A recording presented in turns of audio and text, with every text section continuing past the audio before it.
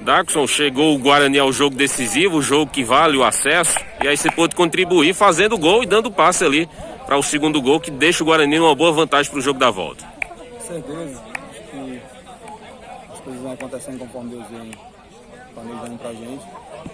E muito trabalho, muito foco, a gente vai conseguindo as coisas.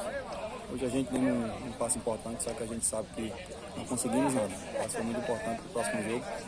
E a gente vai trabalhar esses dias que faltam aí para poder conseguir o principal objetivo do clube, que é o acesso.